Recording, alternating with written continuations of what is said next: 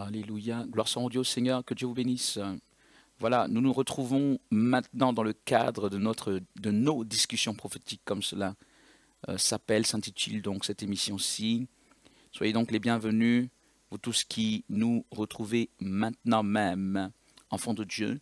Voilà, et tandis que nous sommes en train maintenant d'essayer de joindre les prophètes qui co-animent donc avec moi cette émission, je veux simplement vous souhaiter une fois de plus la bienvenue et rendre grâce à Dieu pour les bénédictions que vous êtes en réalité, donc serviteurs et servantes de l'Éternel Dieu des armées, partenaires de réveil, intercesseuses, intercesseurs.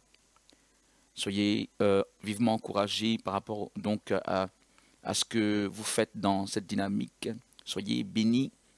Alléluia. Et comme vous le savez, c'est grâce à vos prières, premièrement, votre appui certainement moral, on dira, moral et spirituel, mais également votre appui financier, que toutes ces choses peuvent être faites. Certes, la grâce de Dieu est là naturellement, ce serait ce qui est à saluer d'abord, mais après, c'est certainement l'appui des uns et des autres. Nous sommes une famille et je veux bénir Dieu pour tous ceux qui, en effet, contribuent, fortifient cette dynamique, prient pour cette dynamique, partagent notre contenu, nos contenus.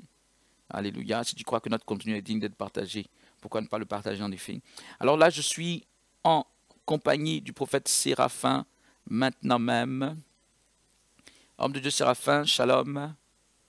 Shalom, homme de Dieu, paix et grâce abondante. Shalom à tous les partenaires de réveil qui sont connectés en direct et ceux qui se connecteront en différé. Amen. Gloire à Dieu. Que le nom du Seigneur soit béni. Et donc, soit béni, homme de Dieu. Alors, pourquoi je souris? Parce que, comme constaté les fois dernières, il est le premier.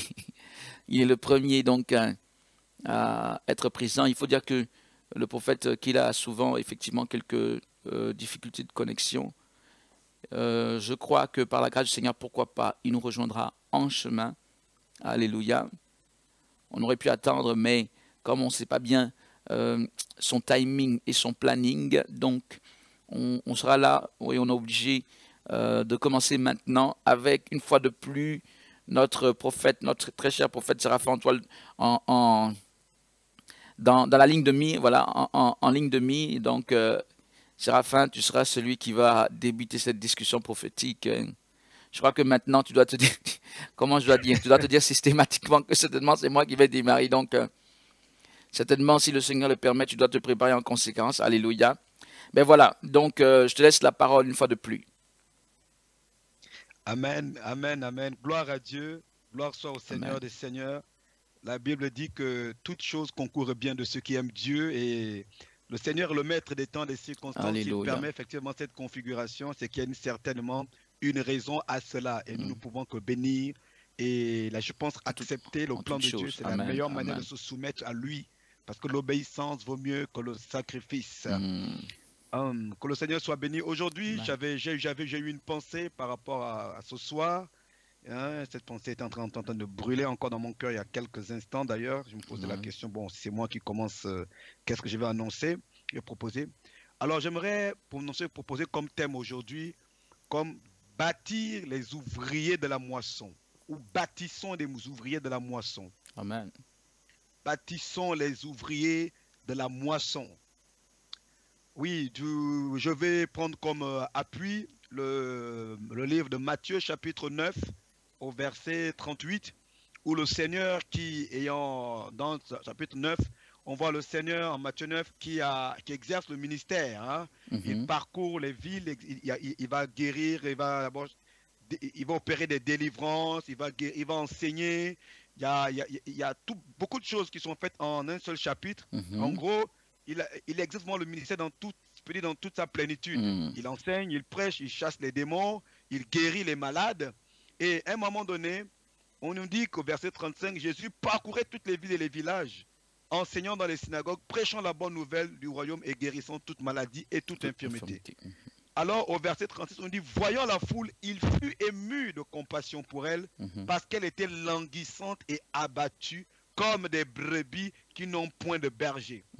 Alors, oh, c'est là où j'aime la suite. Alors, il dit, alléluia, à ses disciples, la moisson est grande, mais il y a peu d'ouvriers. Priez donc le maître de la moisson d'envoyer des ouvriers dans sa moisson. Dans sa moisson. Alors, bien-aimé, j'ai dit, bâtissons des ouvriers. Parce que des ouvriers pour pour la moisson. Parce que comme le Seigneur le dit, et j'ose le croire, que le statut n'a pas changé. Le statut constant de la moisson est le même. Le statut constant de la moisson à cette époque en Israël, parce que là on est dans un contexte en Israël où le Seigneur annonçait l'évangile, comme il disait, il est d'abord venu pour les brebis égarées de la maison d'Israël. Tout à fait. Alors il regarde la foule. Je pense que chacun d'entre nous, ceux qui sont connectés aujourd'hui, quelle que soit la ville où tu habites, quel que soit le pays où tu habites, je pense que chacun d'entre nous peut regarder autour de lui et constater qu'il y a encore une foule. Tout à fait. Chacun d'entre nous peut constater qu'il y a une foule. Une foule languissante. Languissante. Karabayabasa, karabayababa. Chacun peut observer qu'il y a une foule qui cherche, qui est perdue. Une foule qui souffre. Une foule qui est en train d'être égarée. Une foule qui est en train d'être amenée pour être égorgée. Une foule qui n'a pas de repère. Une foule qui a les bras les mamans. Une foule qui est possédée. Une foule qui est torturée. Oh, mighty Lord, je sens la présence de Dieu. Il y a une foule. Il y a une foule. Alors, bien-aimés, le Saint-Esprit nous interpelle ce soir. Que l'heure n'est plus seulement où de dire aux gens, venez à l'église, venez à l'église, venez à l'église. L'heure est au temps de bâtir des ouvriers pour la moisson. Alléluia. Je n'ai pas dit, je précise, j'ai employé un mot important, je n'ai pas dit de former, j'ai dit de bâtir. Je ne parle pas de former. Il y a une différence entre former et bâtir. Parce que, bien aimé, le Seigneur me faisait comprendre une chose. Adam a été formé et Adam a échoué. Mais Jésus-Christ va dire quelque chose à Pierre. Il dit, Pierre, Simon, fils de Jonas, on ne t'appellera plus Simon, on t'appellera désormais Céphas. Et sur Céphas, Pierre, je bâtirai. Oh, mighty Lord. Il n'a pas dit je te formerai. Il a dit je bâtirai. Il dit je bâtirai. Il n'a pas dit je formerai. Bien aimé, nous formons trop de nos jours. Nous formons trop des intercesseurs, nous formons trop des prédicateurs, nous formons trop des enseignants. Hey, nous devons bâtir. Jésus n'a jamais formé, il a bâti. Jésus n'a jamais formé, il a bâti. Jésus m'a dit, je n'ai jamais formé qui que ce soit, j'ai bâti. Il a bâti parce que celui qu'on forme peut se déformer. Hey, celui qu'on a formé peut être déformé. Mais lorsqu'on a bâti, c'est du solide. Si on a bâti, c'est du solide. Il dit, je bâtirai mon église. Et les portes, et si je vous demande, ne prévaudront point contre cette église. Une église qu'on a formée, les portes du séjour des morts. Oh, mighty Lord. Et les portes du séjour des morts peuvent avoir la victoire sur quelqu'un qu'on a formé. Mais quelqu'un qu'on a bâti, lui sur Christ qui est le roc, parce qu'on bâtit sur du solide, on bâtit sur une pierre, on bâtit un édifice solide. Voilà pourquoi il a dit, bâtissez des ouvriers pour la moisson. Bâtissons des ouvriers, hommes de Dieu, femmes de Dieu. Vous qui êtes connectés ce soir, l'Esprit de Dieu nous dit, bâtissez des ouvriers pour la moisson, pas pour notre moisson. Il dit, priez le Père de la moisson, parce qu'il y a un Père pour la moisson. Ça veut dire que la moisson n'est même pas pour nous. La moisson n'est pas pour une église. La moisson n'est pas pour un pasteur. La moisson n'est pas pour un apôtre. Hey, la moisson n'est pas pour un évangéliste. La moisson n'est pas pour un prophète. La moisson est pour le Père. Il y a un Père de la moisson. C'est un Père. C'est lui qui nous demande de bâtir des ouvriers de la moisson. Alléluia. Wow. Nous bénissons Dieu pour cette accélération. Tu m'as fait penser à Charles Talingano. Ah, gloire à Dieu, c'est une grâce. Et ce dit en passant, c'est entre guillemets, positivement, un fou de l'évangile. Voilà, ce monsieur. Gloire soit en Dieu, Seigneur. Et c'est important ce que tu dis, hein, être bâti au lieu d'être formé. Parce qu'on peut former quelqu'un de manière intellectuelle, hein, sans pour autant le bâtir. Quelqu'un peut recevoir des instructions, quelqu'un peut apprendre des choses par cœur, et pourtant il n'est pas dans le sens édifié. Comment est-ce qu'on sait que quelqu'un est bâti? Certainement que ce qui est bâti à l'épreuve du vent, n'est-ce pas? Hein, homme de Dieu. Tout à fait. Ce qui est bâti Comme et tu à l'as dit, l'épreuve du comme tu l'as dit, est des solide. épreuves. Solide. Solide. Parce que la Bible nous dit, n'oublions pas une chose, la Bible déclare que nous sommes un édifice spirituel. Est-ce qu'on peut former un édifice spirituel? On bâtit un édifice. Peut-être que ça peut paraître un peu exagéré, peut-être que je dis, mais je pense qu'à un moment donné, bien aimé, si on veut des choses solides, nous devons employer, comment dire, les ingrédients et les éléments, se mettre dans la configuration des choses qui amènent la solidité, autant pour moi. Si on se met dans la configuration d'une simple formation, voilà pourquoi, vous voyez aujourd'hui, je ne critique pas cela, c'est pas mauvais. Et bah, bref, je ferme cette parenthèse. Bien aimé, bâtir est différent tout simplement. Bien évidemment, quand on bâtit, on forme. Hein? Bâtir, bien évidemment, sous-entend former. Mais il y a une notion supplémentaire de solidité quand même, c'est ça. Il y a une notion supplémentaire. Voilà, quand tu dis bâtir, là, on sent que c'est différent de former. Former, on peut former en modelant quelque chose. On peut modeler une forme, on peut former une forme. Mais ça ne veut pas dire qu'elle est bâtie, dans le sens qu'elle est solide. Bâtie. Ouais, c'est ça. Non, je te laisse continuer. Oui, non, c'est que j'adhère absolument à ce que tu as dit, à ce que tu dis, parce que véritablement, bien aimé, nous devons comprendre que le Seigneur avait des disciples, des hommes et des femmes. Il savait qu'il devait les abandonner au milieu des loups, au milieu d'un contexte non favorable, au milieu des loups, au milieu des loups et un contexte non favorable. Oui, des loups et des serpents. Et des serpents. Et des serpents. Je ne pense pas que s'il avait juste formé une simple formation, je ne pense pas qu'ils auraient tenu. Alléluia. Je ne pense pas, oh God, je ne pense pas s'il avait tout simplement formé. J'adhère parfaitement à ce que tu dis. Parce que je ne pense pas que le Seigneur nous forme. Je ne pense pas qu'il nous ait formés. Je pense que le Seigneur nous a bâtis. Et il nous bâtit. Et il continue de nous bâtir. Il continue de nous bâtir parce que le fait de bâtir va au-delà de l'intellectualisme. Parfois, ça va même au-delà de la connaissance. Oh yes. Ouais, être bâti, parfois, ça va au-delà de la connaissance. Tu peux être bâti sans savoir tout. Et pourtant, tu peux être bâti. Amen. Amen. Ouais, tu peux être bâti, C'est pourquoi, finalement, le thème que tu développes, ça colle ou ça va de manière très proche avec ce que le Saint-Esprit m'a conduit à dire en début d'émission tout à l'heure, en parlant de ce que on doit être fort. Parce que bâti, c'est vraiment le sens, effectivement, de la solidité. Et homme de Dieu, ce thème, effectivement, m'interpelle.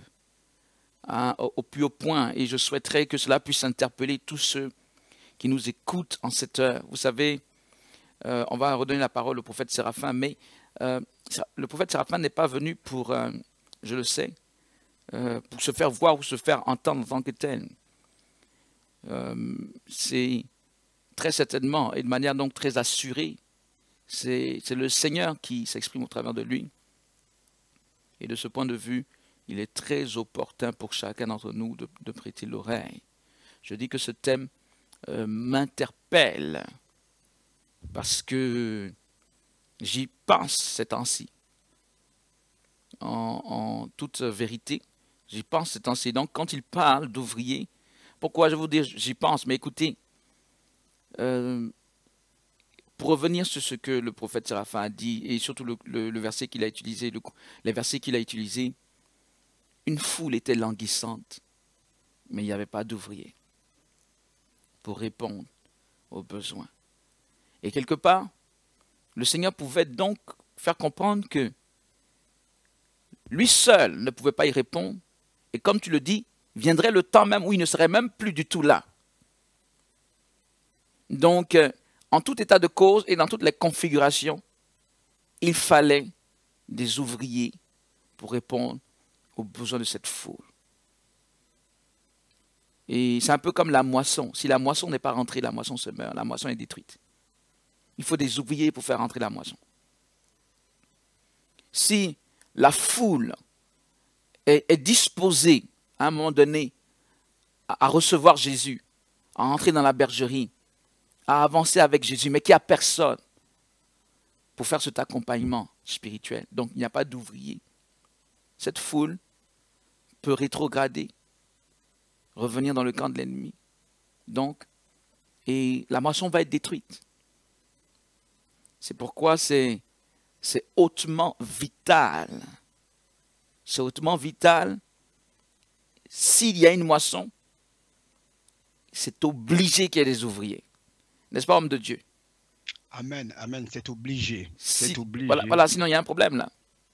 Sinon, il y a un problème. Sinon, il y a un problème. Je vais terminer, te laisser la parole. Juste une phrase qui me vient en esprit maintenant.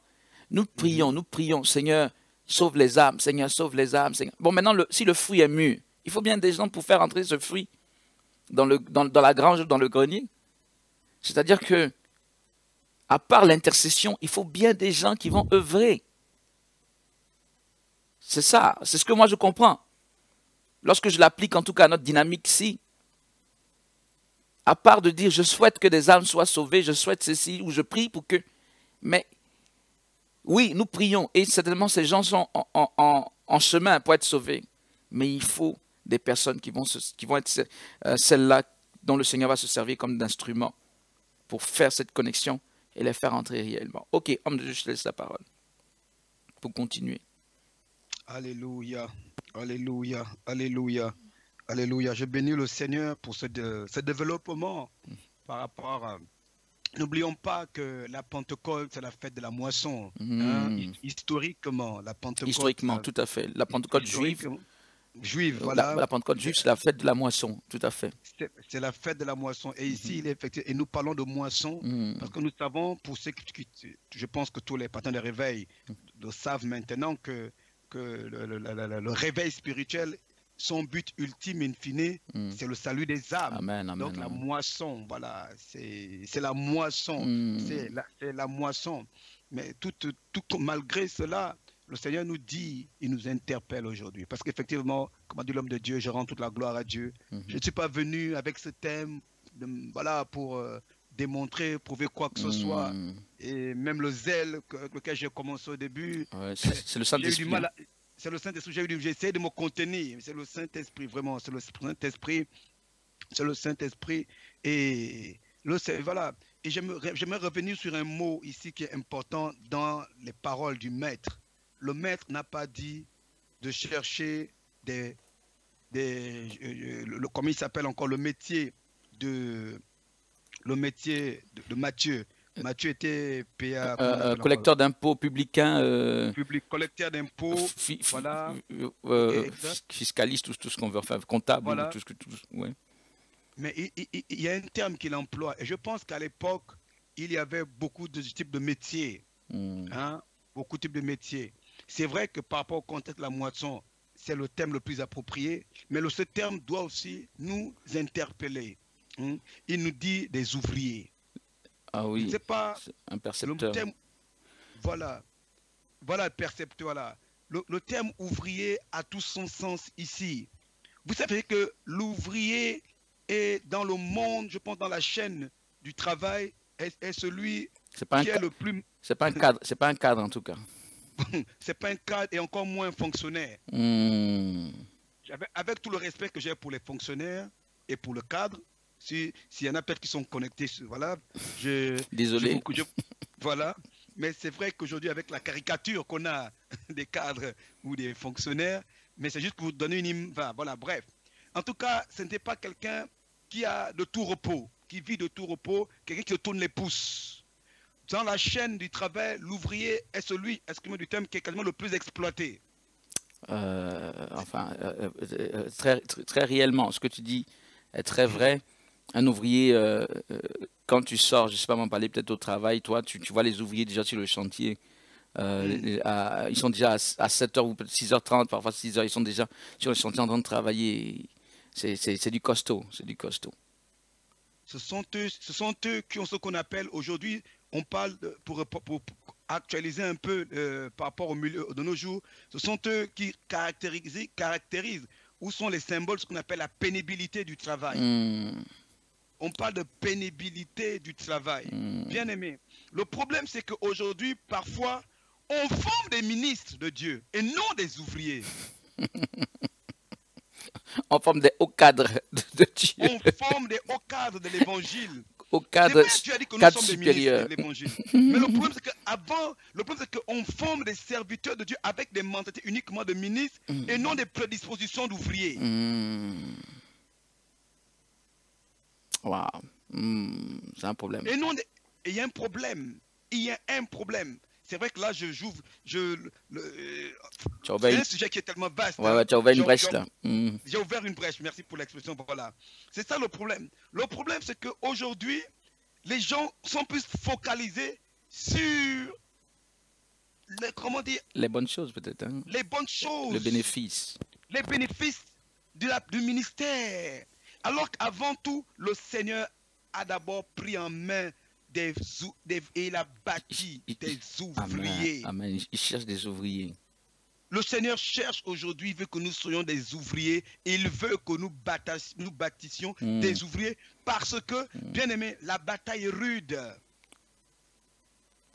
La bataille est rude parce que l'ouvrier, c'est celui qui a l'endurance. L'ouvrier, tu le vois debout, qu'il pleuve, qu'il vente ou qu'il neige. Il est là, l'ouvrier. Alors que le cadre aujourd'hui, il peut même faire du travail à domicile, télétravail. Quel est l'ouvrier qui peut faire du télétravail? Quel est l'ouvrier qui peut faire du télétravail? Du travail qui te permet de faire du télétravail. Du travail à distance. L'ouvrier ne peut pas le faire. L'ouvrier, il est forcément sur le terrain. Ah là, tu as marqué un coup là, parce que là, c'est vrai que la différence est très nette. Très nette. C'est vrai que non, c'est vrai que ouais. Le Seigneur cherche des ouvriers. Le Seigneur cherche. Et ceux qui ont eu la grâce d'avoir été à l'école des ouvriers et qui ne se sont pas rebellés, qui ne sont pas rebellés contre le Seigneur, qui ont accepté d'être écrasés en tant qu'ouvriers, le Seigneur leur dit, vous aussi, bâtissez des ouvriers. Ça me fait penser, amen, ça me fait penser à quelque chose. Bon, c'est un exemple parmi tant d'autres, je veux dire, pas forcément le plus éloquent, mais à une époque, lorsque nous, on avait fini nos études et tout, bon, on était diplômés, jeunes diplômés, et on doit rentrer dans une structure. On doit rentrer dans une structure, justement, le niveau dans lequel on rentre, c'est cadre, mais la structure est telle que on te dit, avant qu'on te nomme cadre, tu vas passer peut-être 1 an, je sais que moi j'ai fait 6 mois, mais c'est entre 6 mois et 1 an, tu vas passer par toutes les étapes de l'ouvrier. Ça veut dire que dans la structure, c'était une société de transport, donc du coup, il y avait des mécaniciens. Tu ne connais rien à la mécanique, mais on dit pendant tel nombre de mois, tu vas devenir mécanicien. En fait, le but, c'était pour justement, et j'ai appris qu'auparavant même, ça durait beaucoup plus. C'est justement pour permettre au cadre de comprendre les réalités du terrain. Parce que sinon, il ne sait pas de quoi est-ce qu'on parle. Il a ses chiffres, il fait ses études, il fait ceci. En fait, je vais finir avec cet exemple, mais ça me revient en esprit. Parce que je pense qu'il est vrai que Dieu peut élever. Il est vrai que l'aspect ministre de Dieu est un aspect qui est certainement vrai. Mais comme le prophète Séraphin nous fait remarquer, Dieu ne cherche pas d'abord des ministres, il cherche d'abord des ouvriers. Je crois que certainement le statut un jour de de ministre, tout ce que tu veux. Bon, même si il faut voir s'il faut encore le rechercher, oui, il faut encore tant que ça en parler. Mais même ce fameux statut de ministre serait une conséquence finalement du véritable travail de l'ouvrier et non pas comme on le croit, rentrer directement, je suis ministre de Dieu. Parce que là, c'est un peu le style, je suis ministre de Dieu, servez-moi. Alors que l'ouvrier, c'est tout le contraire. Et pour terminer mon propos, Jésus disait, ne m'appelez-vous donc pas Maître et Seigneur, et en vérité, vous dites vrai, car je le suis. Mais je me suis comporté au milieu de vous comme un serviteur. C'est-à-dire plus bas qu'un employé, un valet quoi, un valet. Voilà, un employé de maison, si on veut dire. En vieux langage, on dirait les boys, les ceci, les cela. C'est ce que Jésus dit. Amen. Donc, enfant de Dieu, ce dont tu parles, c'est vraiment... Moi, je le répète, ça m'interpelle fortement. Je vais te redonner la parole, mais ça m'interpelle fortement parce que je suis arrivé à la conclusion que, à un moment donné, il y a la moisson, mais à un moment donné, il y a le manque d'ouvriers. C'est-à-dire qu'il n'y a pas d'ouvriers pour rentrer la moisson. Donc, c'est un gros problème. C'est un gros problème. La moisson est là, mais il n'y a pas d'ouvriers. Ou les ouvriers, comme Jésus le disait, sont peu nombreux. Ça veut dire que relativement, il y en a, mais ils sont trop peu nombreux par rapport au défi, par rapport au travail à abattre. Maintenant, où sont les ouvriers? Où sont tous ceux qui devraient être ouvriers? Où sont-ils? Sont-ils là? Sont-ils en train de faire autre chose? Je ne sais pas. Homme de Dieu, je te laisse continuer. Bâtir les ouvriers. Bâtir les ouvriers. Parle-nous-en encore. Est-ce qu'il y aurait des stratégies ou comment est-ce que tu peux nous développer encore ce thème? Amen, amen. Mais bâtir des ouvriers, j'ai toujours dit que la meilleure stratégie, parce qu'aujourd'hui on parle beaucoup de stratégie, alors que malheureusement, parfois nous mettons de côté le véritable stratège, qui est le Saint-Esprit. Tout à fait. C'est un peu l'un des problèmes aujourd'hui, c'est que nous parlons beaucoup de gens, nous les chrétiens, nous parlons beaucoup de stratégie. Et même d'ailleurs, ça peut être l'objet d'un sujet de discussion prophétique, hein, les stratégies de l'Église de nos jours. Ah ouais, tout à fait. Les fameuses stratégies. Les fameuses stratégies de nos jours qui, malheureusement, même si nous le reconnaissons, il y a de l'opposition, mais nous savons que l'opposition, malgré tout, comme je pense qu'on l'a souvent dit sur les réveils TV, que si tu marches véritablement dans les voies du Seigneur, peu importe l'opposition qu'il y a, tu finiras par percer. Hein? L'opposition est inévitable. Alors je pense que malheureusement, l'un des problèmes aujourd'hui de nos jours, c'est que nous mettons de côté celui qui bâtit au travers de nous. Celui qui bâtit, ceux qui ont été bâtis véritablement, c'est le Saint-Esprit. Celui qui bâtit véritablement, c'est le Saint-Esprit. C'est le Saint-Esprit qui bâtit. Donc si nous voulons bâtir des ouvriers, ou bien que des ouvriers que Dieu appelle comme tels véritablement, nous devons laisser le Saint-Esprit. Or, parfois, malheureusement, nous adaptons un peu notre manière de fonctionner. Bon, ici, si je fonctionne comme ci, si je fonctionne comme ça, peut-être que je vais choquer les gens, peut-être que les gens ne sont pas prêts. Et même moi, je me répands devant Dieu, il m'est arrivé, le Saint-Esprit te dit, bon, allez, dites aux gens parfois on dit, voilà, même les jeunes, par exemple, allez, il faut faire un jeûne comme ci, faire un jeûne comme ça. Bon, malheureusement, on dit, bon, peut-être telle personne n'est pas prête, les gens ne sont pas prêts. Ça risque de les choquer. Ça risque de les choquer, alors que c'est le Saint-Esprit qui veut bâtir. Alors que c'est le Saint-Esprit qui veut bâtir les personnes. C'est le Saint-Esprit qui veut bâtir. Je pense qu'on ne formera pas forcément. Pourquoi? Pour reprendre ton exemple. Pourquoi non seulement on envoie les futurs cadres repartir sur les terrains des ouvriers, mais parce que le cadre n'a pas été formé comme l'ouvrier. Tout à fait. Le cadre n'a pas été formé comme l'ouvrier.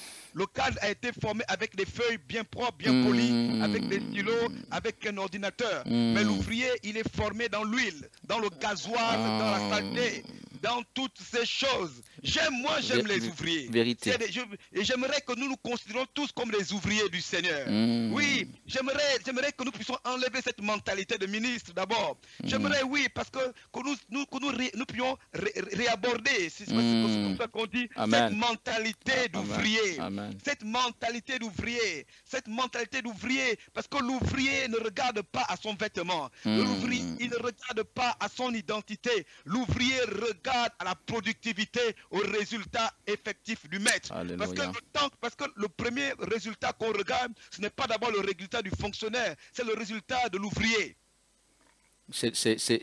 En réalité, dans les structures, c'est l'ouvrier, enfin, bon, ça c'est un débat, mais c'est l'ouvrier qui produit, et puis bon, d'autres gèrent, mais le véritable travail de production est au niveau voilà, des ouvriers, dans des structures, dans des structures de production en tout cas, dans les structures de production.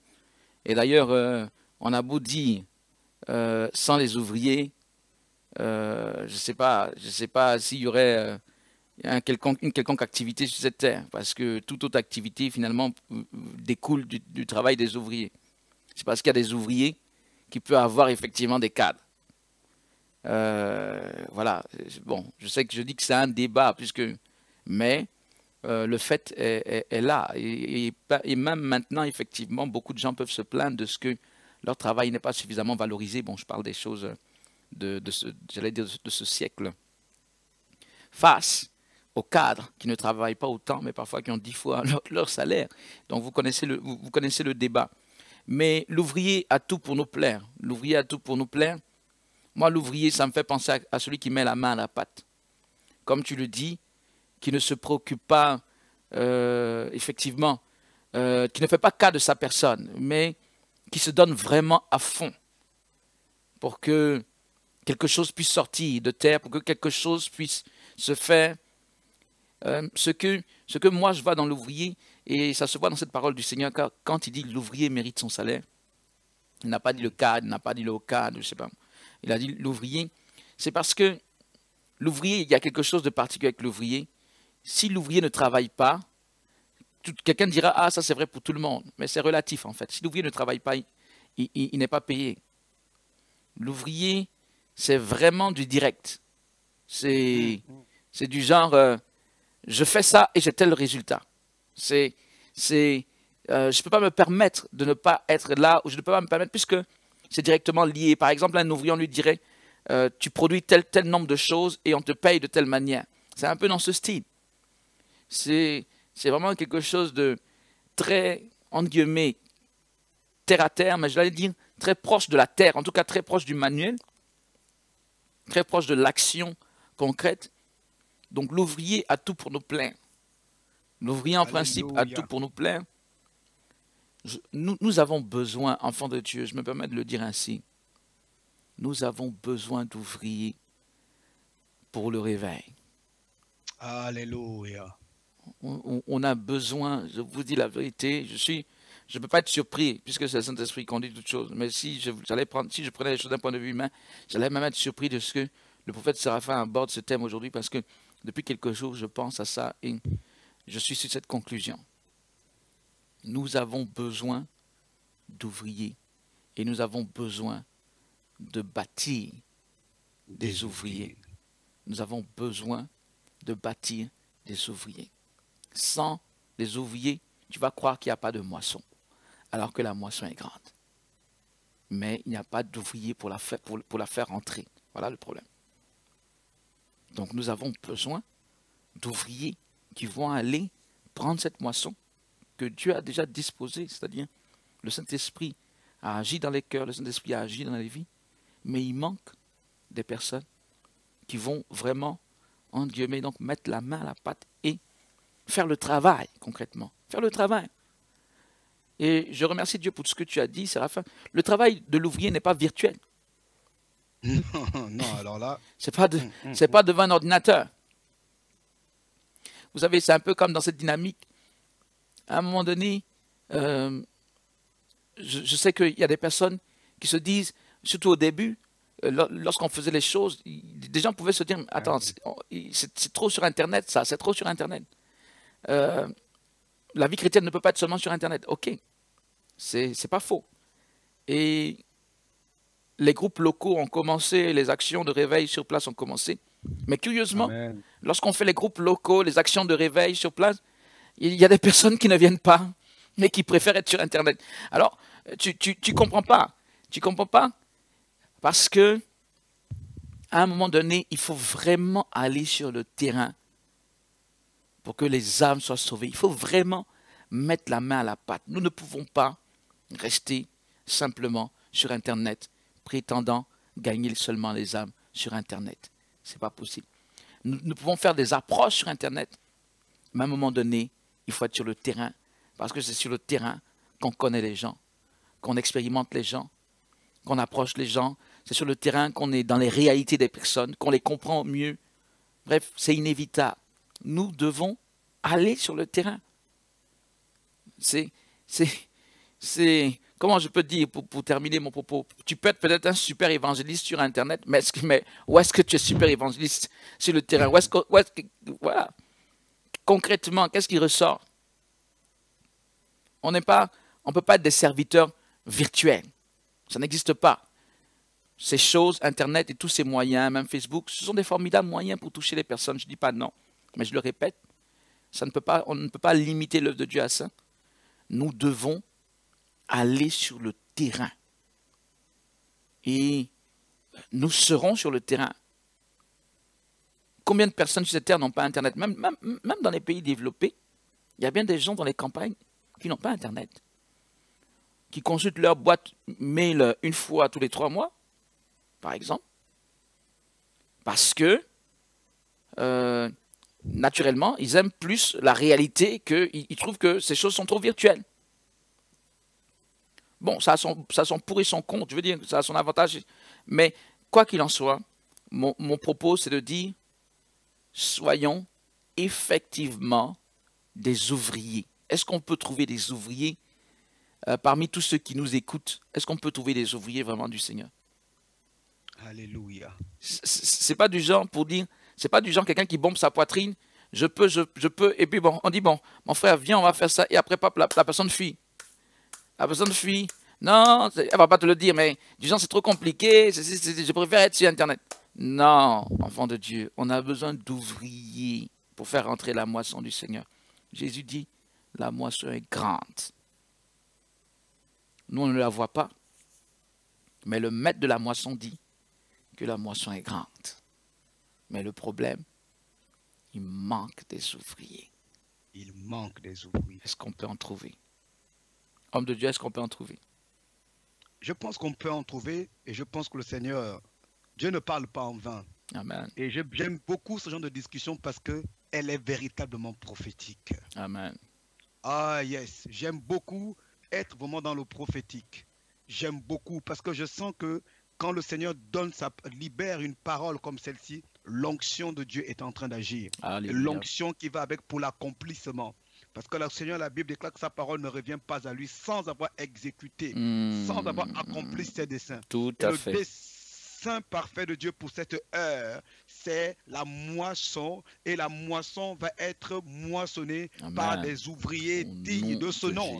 Et toi qui m'écoutes en cette heure, toi que le Saint-Esprit a maintenu connecté en cette heure. Parce que écoute-moi bien frère, écoute-moi bien sœur. Tu n'étais pas connecté aujourd'hui pour entendre ce message en vain. Tu n'étais pas connecté, tu aurais pu être ailleurs. Tu aurais pu être même en train de dormir. Tu aurais même pu avoir une panne d'électricité.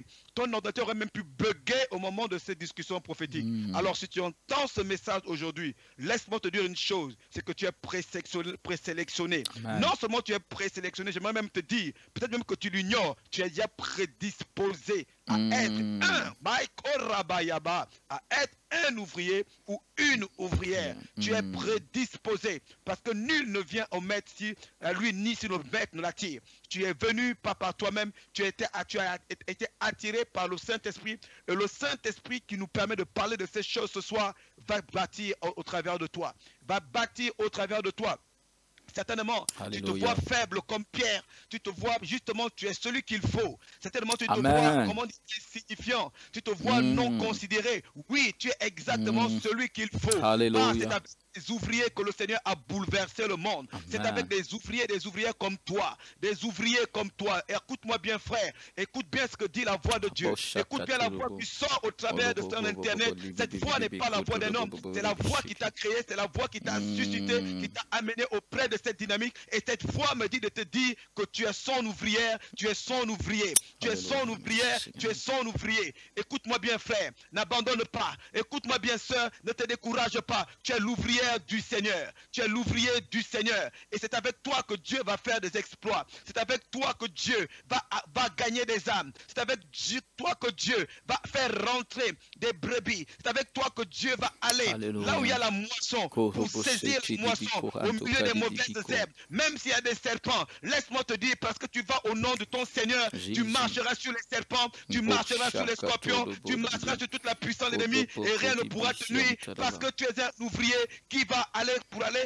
arracher, prendre la moisson pour le Seigneur. Écoute-moi bien, frère, toi qui écoutes ce message, écoute, l'onction de Dieu va te fortifier, l'onction de Dieu va te fortifier, l'onction de Dieu va te donner la force, la capacité de te lever. Quand Dieu dit c'est mon heure, c'est mon heure, c'est l'heure de la moisson, c'est l'heure de la moisson, c'est l'heure de la moisson, parce que si la moisson n'est pas moissonnée, dit l'Esprit de Dieu, la moisson qui était prête va faner, la moisson qui était prête va tomber, et le voleur, le dévoreur, la gazélec, les mauvais fourmis vont venir dévorer la moisson. Dieu dit expressément à l'église, c'est l'heure de la moisson, c'est l'heure de la moisson, elle est blanche, elle est blanchie, regardez autour de vous, la moisson est prête. Le problème c'est que les ouvriers ne savent pas qu'ils sont ouvriers, que les ouvriers se lèvent, que les ouvriers se lèvent pour aller moissonner.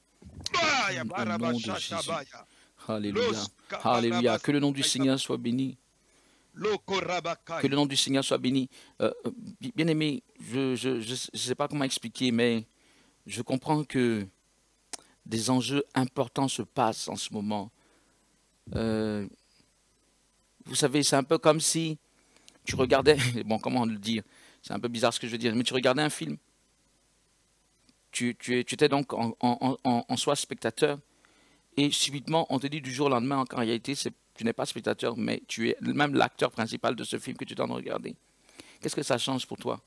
Est-ce que tu comprends que finalement, parce que le spectateur, lui, il est là, il ne fait rien, il regarde simplement la trame se passer. Et pour lui, il se dit, ça va bien se terminer. Parce qu'il regarde comme ça. Mais l'acteur, quand je dis acteur, je parle de la vraie vie. Supposons quelqu'un qui soit acteur dans quelque chose de très réel, il se rend compte qu'il ne peut pas rester là à regarder, puisque ce sont ses agissements qui déterminent finalement l'issue de l'affaire. Il ne peut pas être spectateur. L'acteur ne peut pas être spectateur. L'acteur doit agir et tout faire pour que cela aboutisse bien. Et je me rends compte que nos actions déterminent la vie ou la mort de beaucoup de personnes, enfants de Dieu. C'est ce que je veux dire. L'Église n'est pas spectatrice, nous ne sommes pas spectateurs. Mais nous sommes acteurs. Et nos actions, je l'ai dit, soit ce que nous faisons ou ce que nous ne faisons pas, ça a des répercussions. Et aujourd'hui, il faut comprendre que c'est réel. Vous voyez, comment expliquer, pour revenir à ces choses d'entreprise, il y a parfois des employés dans les entreprises qui ont l'impression que finalement, s'ils font le travail ou ils ne font pas le travail, l'entreprise doit toujours fonctionner. Et d'ailleurs, ils vont recevoir leur salaire à la fin du mois. Donc, il y a des employés comme ça dans les structures. Peut-être tu vas me dire de moins en moins, compte tenu de ce que les structures connaissent des difficultés. Mais il peut toujours en avoir. De ce que, bon, finalement, ils ne se rendent pas compte à quel point est-ce que ce qu'ils font a des répercussions sur l'ensemble ou pas. Pour eux, ils le font, ils ne le font pas, ça n'a pas de répercussions. Mais il y a certaines personnes dans une boîte qui savent qu'elles ne peuvent pas se permettre d'avoir une telle attitude parce que leur position est telle que si elles ne font pas, il y a beaucoup de choses comme ça. Il y a des gens, quand ils ne font pas ça, tel nombre de personnes ne vont pas être payées. Par exemple, il y a peut-être 1000 employés. S'il n'a pas discuté avec telle banque, s'il n'a pas fait telle chose, s'il n'a pas managé de telle manière, s'il n'a pas obtenu ce contrat, il sait que sur la boîte ferme, les gens ne sont pas payés. On met les gens au chômage. Donc, bien aimé, il ne faut pas être dans l'attitude de celui qui se dit « Ok, ce que je fais n'a pas grande influence sur le reste. Les choses se font sans moi. Est-ce que tu as compris qu'en réalité, c'est nous les acteurs? C'est nous qui faisons qu'il y a des âmes sauvées? Oui, je le dis, c'est le Seigneur, c'est vrai, mais c'est à travers nous. Donc, quelque part, c'est nos actions, nos actes qui faisons qu'il y a des âmes sauvées ou pas. Aujourd'hui, il faut comprendre que tu n'es pas simplement un pion du jeu, mais tu fais partie des acteurs du jeu, dans le sens de ce que Dieu se sert de toi pour contrôler même le jeu. Tu n'es pas quelqu'un lambda, tu es celui qui peut influencer les choses. Si aujourd'hui nous faisons les choses correctement, des âmes seront sauvées. Si on fait les choses dans la nonchalance ou dans l'indifférence, des âmes ne seront pas sauvées. Bien-aimé, je pense que si tu es vraiment racheté par Jésus et que tu aimes Jésus, tu dois avoir cette vive émotion lorsqu'on parle d'âme sauvée. Si Jésus vit en toi, parce que la Bible dit que le Père a tellement aimé le monde, il a envoyé son Fils. C'est l'amour de Dieu en toi. Tu seras animé de cet amour afin que les âmes ne se retrouvent pas en enfer. Même si ce n'est pas ton frère, ta soeur, ton cousin ou ta cousine. Tu auras cette vive ferveur en toi de ce que les âmes à tout prix soient sauvées. Et tu te positionneras en principe, de manière tout à fait logique, comme un ouvrier. Mais je ne peux pas comprendre que quelqu'un soit indifférent et dise que j'aime Jésus et que je veux que les âmes soient sauvées. Tandis que ce message passe, il faut que tu te poses la question, quelle est ma position d'ouvrière ou d'ouvrier dans le mécanisme de production? Si on voit les âmes si on voit les âmes sauvées comme quelque chose qui est produit, voilà, une âme, 2 âmes, 3 âmes sauvées. Quelle est ta place dans ce système de production aujourd'hui? Quelle est ta place? De toi à moi, enfant de Dieu, c'est une parole prophétique. On ne va pas se voiler la face. De toi à moi aujourd'hui, je te demande, où est ta place? Alléluia. Il faut que tu aies une place. Une place, pourquoi pas? Une place de choix. Qu'est-ce qui t'en empêche? Qu'est-ce qui t'empêche d'être aux premières loges du salut des âmes? Jesus. Rien ne t'empêche. C'est seulement une décision de ta part. Je vais me mettre en œuvre si fortement, ce qui va faire qu'au travers de mon action, des millions de personnes vont être sauvées. Je pense à ce moment où le Seigneur va accueillir ses serviteurs. Ça va venir, ce jour où moi je vais être accueilli par le Seigneur, ce jour où nous serons accueillis par le Seigneur. Je veux que le Seigneur dise, tu as bien travaillé, mon serviteur. C'est tout. Bien-aimé, il n'y a pas de richesse qu'on va prendre pour partir. C'est ça seulement. La récompense, c'est à ce niveau. Tu as bien travaillé pour moi, mon serviteur. Tu as bien travaillé. Alléluia. Tu peux te reposer maintenant. C'est ça que chacun de nous doit chercher. Et pour avoir cela, quelle est ta position concrètement, à fond, comme un ouvrier? Je pense aux ouvriers de la dernière heure. Je vais donner, homme de Dieu, on va donner encore 2 minutes, juste après que je finisse, on va terminer. Les ouvriers sont là. Le maître demande, mais pourquoi vous êtes là et vous ne faites rien? Et il y a beaucoup de gens que le Seigneur voit là, qui sont tout à fait capables. C'est vrai que de manière prophétique, l'homme de Dieu a dit des choses importantes, à savoir que beaucoup s'estiment incapables. Tu es capable. J'ai vraiment fortement apprécié. Pour ainsi dire, c'est le Saint-Esprit qui conduit toutes choses et qui parle. Donc, tu es capable. Et dans cette capacité que tu crois ne pas avoir, tu es là et peut-être que tu ne fais rien. Mais non. Tu vas agir pour le compte de Jésus. Nous devons agir pour le compte de Jésus. Nous devons être dans ce système de production des âmes, pour le salut des âmes. Nous devons agir. Tu as ta main à la pâte. Tu vas aller juste... Vous savez, quand un homme veut investir, je ne sais pas moi, pour acheter, je me suis rendu compte que le fumeur, il a beau ne pas avoir d'argent, mais il a toujours de l'argent pour acheter de la cigarette. Le plus pauvre, pourquoi? Parce qu'il est déterminé à avoir cet argent. Il s'organise par rapport à ça. Souvent, ce n'est pas pour parler d'argent, mais ce que je veux dire, c'est que quand un homme est déterminé pour quelque chose, il se donne les moyens. C'est ce que je veux dire simplement. Amen, amen. Quand un homme est vraiment déterminé, mais le prétexte du genre, je n'ai pas d'opportunité, etc., c'est parce qu'on n'est pas déterminé, c'est parce que c'est le chemin de la facilité. Si nous sommes vraiment déterminés pour le salut des âmes, des âmes, chacun de nous, qu'est-ce que ça sera comme formidable machine, une machine formidable pour sauver les âmes. Les âmes rentreront par centaines, par milliers, pourquoi pas par millions dans le royaume de Dieu. C'est formidable. Mais nous avons besoin de développer certains outils. Nous avons besoin d'approcher les gens. Nous avons besoin de tenir compte des réalités actuelles. Mais cela, il faut des gens qui ont à cœur cela, qui s'associent et qui se disent, OK, comment est-ce qu'on va faire? On va faire ceci, on va faire cela. Toi, tu as telle position. Toi, tu as tel poste. Dans le mécanisme. Et ça fonctionne. Et jusqu'au bout, les âmes sont sauvées. Alléluia. Homme de Dieu, je donne la parole voilà, on est obligé. Hein. Moi-même, j'ai pris beaucoup la parole aujourd'hui. 2 minutes de conclusion. 2 minutes de conclusion rapide. Tu as quasiment tout dit. J'aimerais juste nous interpeller sur des animaux que le Seigneur loue, dont le Seigneur loue la sagesse. La Bible nous parle des fourmis. La fourmi, tout à fait. La Bible déclare que, il nous dit, il y a 4 animaux, petits animaux sur la terre, et cependant 4 des plus sages. C'est dans Proverbe 30, 24 à 25. Il dit, les fourmis peuplent sans force. Lis les fourmis. Pourquoi? Parce que nous-mêmes, nous connaissons le travail des fourmis. D'ailleurs, parmi les fourmis, il y a une espèce qu'on appelle les ouvrières. Les ouvrières, tout à fait.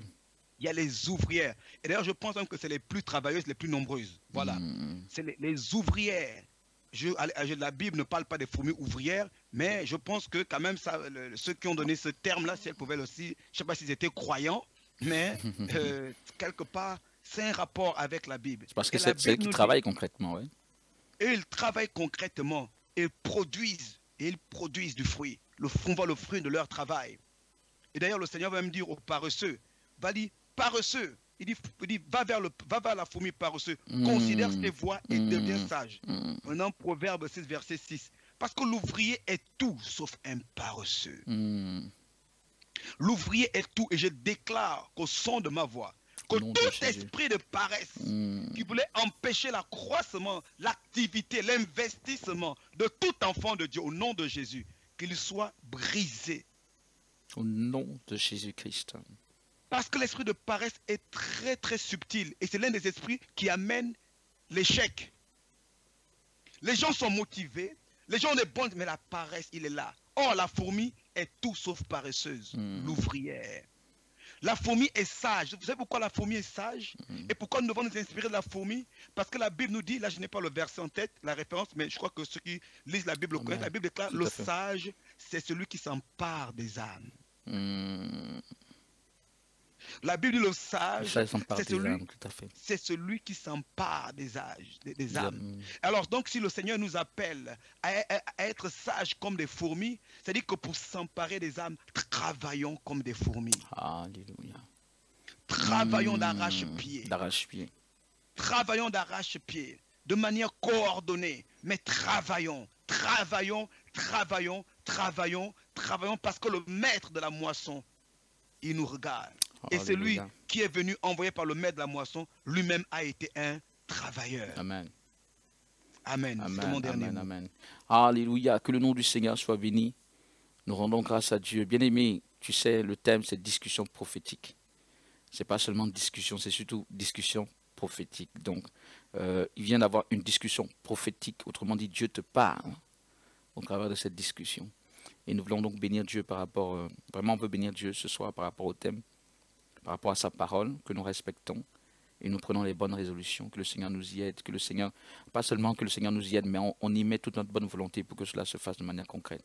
Homme de Dieu, sois richement béni, voilà, de tout ce que nous avons entendu et surtout d'avoir été l'instrument de Dieu par rapport à ce développement. Ma prière et notre prière donc, c'est que tous les enfants de Dieu connectés, ceux-ci qui verront cela en différé, puissent prendre bonne note et surtout agir en conséquence. Voilà, c'est notre mission, c'est notre mandat. Et Dieu soit loué de ce que le Seigneur remette le doigt là-dessus en disant qu'il faut que vous vous positionnez comme des ouvriers. Il nous faut des ouvriers. Il faut que les ouvriers soient bâtis. C'est un rappel pour nous tous, pour moi, voilà, pour nous tous, pour tous ceux qui écoutent également. Mobilisons-nous afin qu'il y ait des ouvriers dans la maison de Dieu. Alléluia. Voilà, pour répondre aux besoins de Dieu. Que le nom du Seigneur soit béni. Comme tu le disais, Séraphin, le maître de la stratégie, c'est Dieu lui-même. Donc, en suivant ses instructions, nous avons la victoire. Et là, quelque part, il nous donne une instruction ferme. Il faut des ouvriers, des ouvrières. Répondons tous ensemble à ce besoin que le Seigneur est en train de nous manifester. Amen. Voilà, enfants de Dieu, soyons tous bénis. Hommes de Dieu, sois bénis.